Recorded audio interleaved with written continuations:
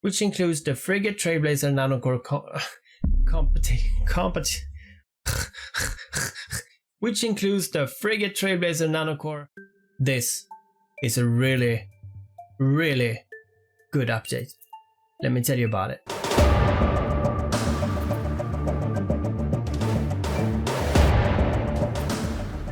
Now this game announcement, everyone can read it just going to the game.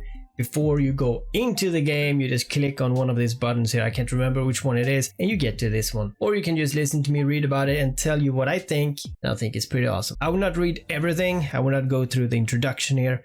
We all know that this is all about Cobalt Edge, but we start with the first one. The unstable wormholes. Wormholes are random passages that connects two places in the universe. Wormholes may lead to a known system or a completely unknown wormhole system, regardless of their physical location. So it's a physical thing.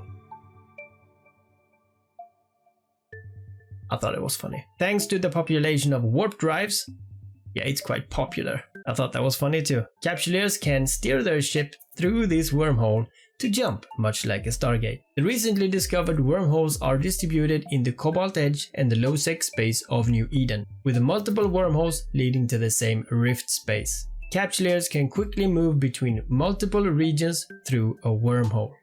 I think we know what a wormhole is right now. The rift space is a type of microspace, so instead of a complete wormhole system. Waste seeker drones are common in this space, so capsuleers needs to be prepared for battle. Now the wormhole system, a special and complete unknown system, can be reached through a certain kind of wormhole. The New Eden star chart has no record of it, so you cannot find it on the star chart, and there is no presence of Concord or the Empire in this system. So it is lawless space. It's pretty much like nullsec space. Unstable wormholes found so far are passages that only randomly appears in ordinary systems within the Empires and Cobalt Edge. It's not possible to reach the wormhole system through these wormholes. I don't know if it's just me, but I thought that sentence were confusing. As technology advances, it may become possible to discover special wormholes leading to wormhole system in the future. Now they're talking a little bit here about finding a wormhole. If you don't know how that works, unstable wormhole signals are unique and can be easily detected by any scanner. So red one, blue one. I don't know what they mean with any. I think it's a blue one, but we can try the red one. After opening the star map, capsuleers can see the wormhole in their current region directly. Now ship restrictions. There is no ship restrictions. Now I did talk to the developers about this, and I said we should have at least 4 types of wormholes: frigate, cruisers, battleships, and capitals. They did not like that one. All ships, including super capitals, can pass through the unstable wormholes. However, the wormholes will collapse and disappear after a while, hence the name unstable wormholes. Now jump fatigue. As with a jump drive, after traversing a wormhole, capsuleers will enter a state of fatigue for 60 seconds, during which no noticeable effect will be felt. If you pass through the wormhole again, you will be fatigued. Capsuleers will be weakened for 180 seconds, which is 3 minutes. Capsuleers will not be able to pass through a wormhole while weakened. Therefore, capsuleers need to plan carefully for their wormhole traversing timing. So jumping a gate, as we do when we do PvP, we can just gate jumps and try to trick people. This will be a lot harder here. I like this feature. Apparently we have stargates in the constellations. So due to the constraints of the environment and the waste seekers, the Trailblazers have so far succeeded in building the stargates inside the constellations. No stargates were built across constellations or across regions. Capsuleers can enter a constellation in Cobalt Edge through an unstable wormhole, but cannot enter Cobalt Edge through a stargate from another Cobalt Edge region. So basically you can be in a constellation, but to get to another constellation you need to find another wormhole. But if you get to Cobalt Edge, you can probably use like 5 or 6 or 7 systems. Thankfully, jump navigations were less effective. Stop it, Siri. Thankfully, jump navigation was less effective. If there are sinusoidal beacons in another constellations, Capsuleers can initiate a jump with a warp drive, but cannot perform the jump across regions. And this I don't really like. But it is what it is. It basically means that you can be jumped by capitals. Not good. Now, the system broadcast. Due to the constraints of the environment and the Waste Seeker, no broadcast management center has been established yet in any systems in Cobalt Edge, so there is no way to view online capsuleers, which means it's like Wormholes.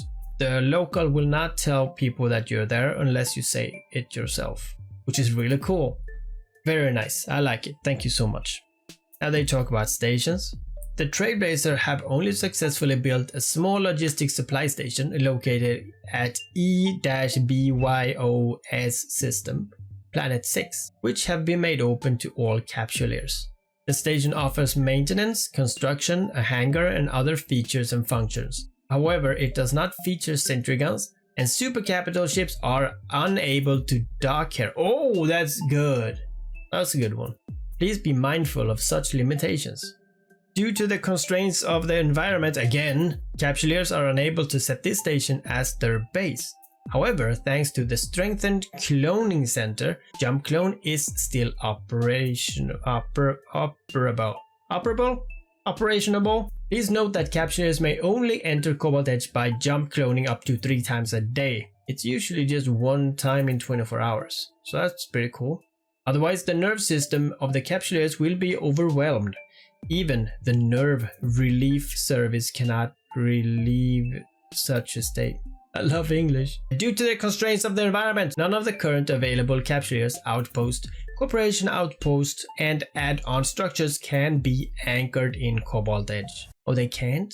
Our scientists have attempted to improve the structure of the ordinary outpost by introducing a variety of materials and have successfully developed the Recon Outpost, which can be anchored in the special environments of Cobalt Edge. Please note that Recon Outpost can only undergo 1 hull reinforcement and cannot perform shield hardening due to its different structure.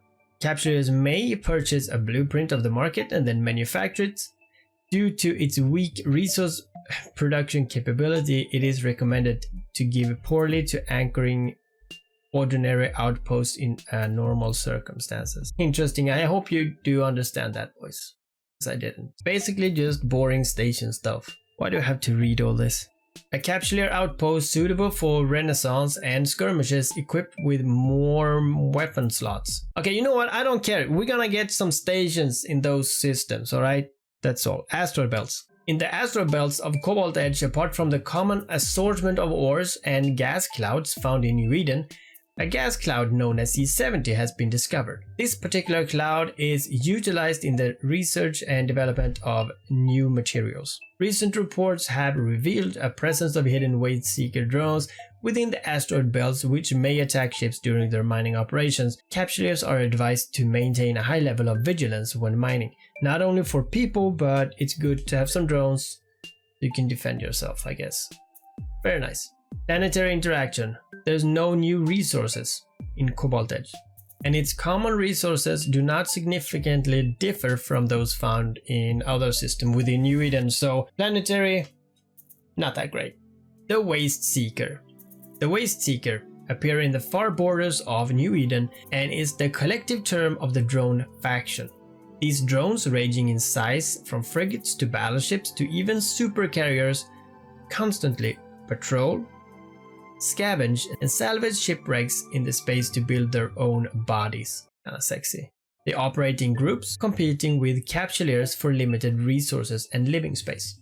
Waste Seeker encampment. This is, I would assume, some kind of warp 2 point. A Waste Seeker encampment is commonly found in Cobalt Edge.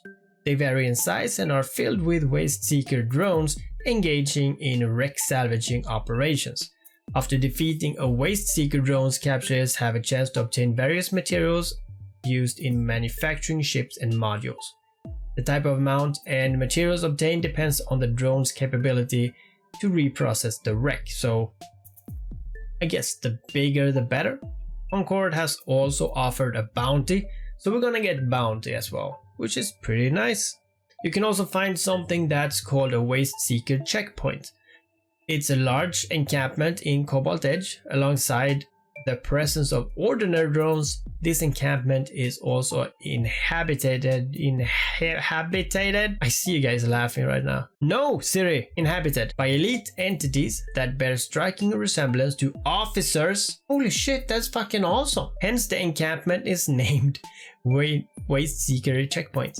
Defeat the elite drones among them to get the materials that are commonly used to manufacture ships and modules in New Eden. Once all enemies have been defeated, some analyzed relic will become accessible, allowing capturers to obtain blueprints, materials, and other valuable loot from there.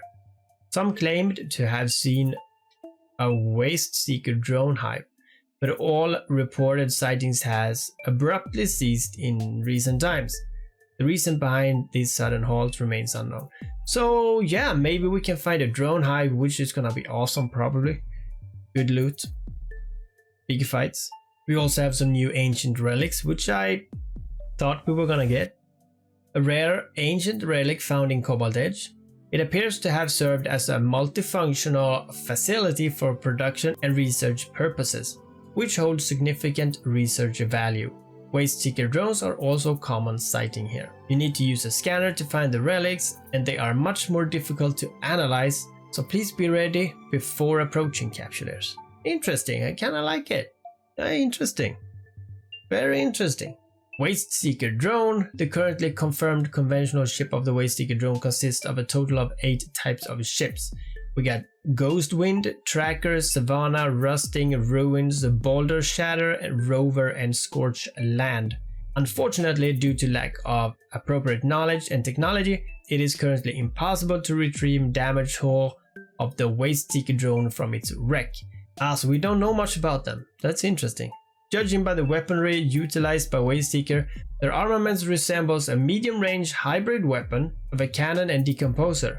As our technology advances, the potential of mastering Waste Seeker weapons and battleship technologies remains within reach. Oh, is this gonna be a new type of weapon? Is this their way to get the Troglavian in this game? Oh, I like it. Interesting, very interesting. New content. We got some new ships. As the conflicts in distant regions escalates, researchers have introduced a new class of Navy-issue frigates with enhanced combat versatility. These include Punisher Navy issue, Kestrel Navy issue, Rifter Fleet issue, Incursus Navy issue, and Tristram Navy issue. Similar to the Navy battleships, these ships inherit the characteristics of Navy ships, including high firepower, low rate of fire, fast locking, strong sensor strength, and minimal resistance weaknesses. Additionally, they possess strong maneuverability of frigates, allowing them to excel on certain battlefields. That's pretty cool.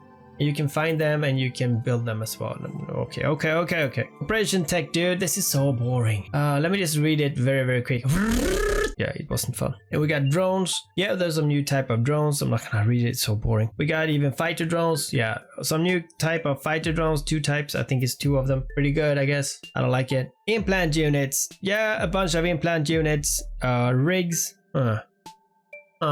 Rigs for remote shield boosters and remote armor repair. Oh, nice. That's good. Interesting. Modules.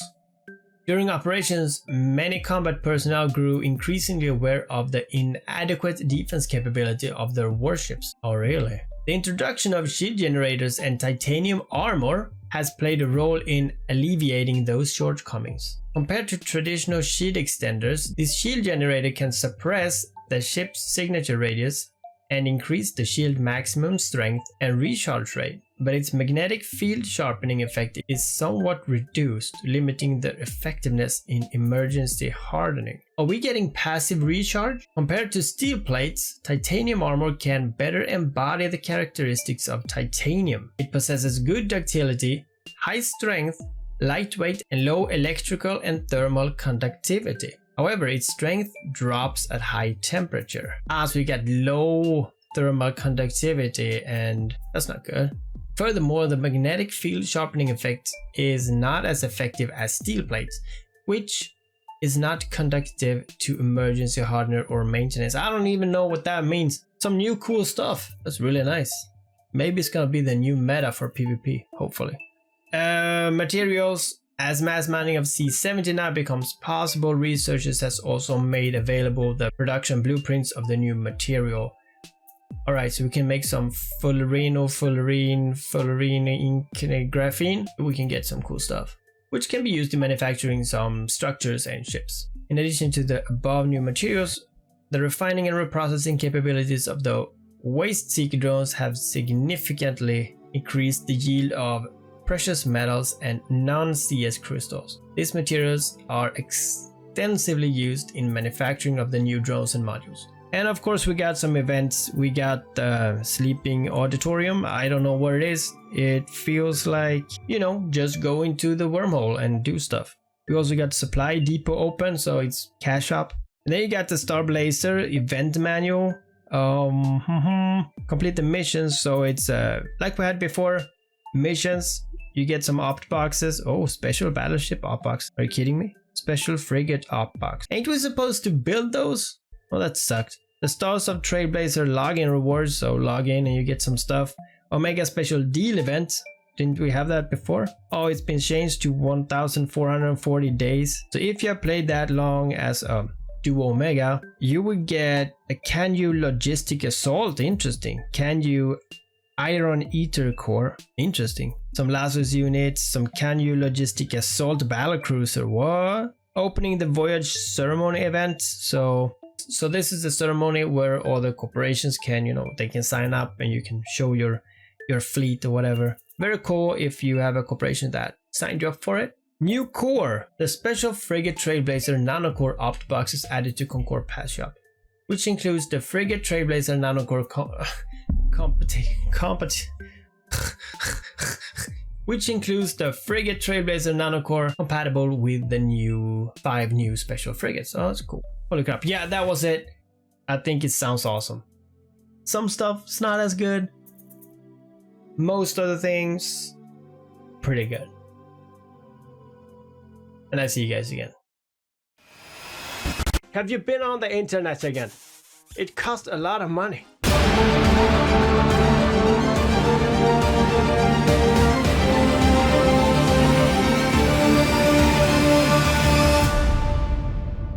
Yeah, that's fine. That's fine. He's dying, man. Keep nuking the first one. I can tank this. This is no problem at all.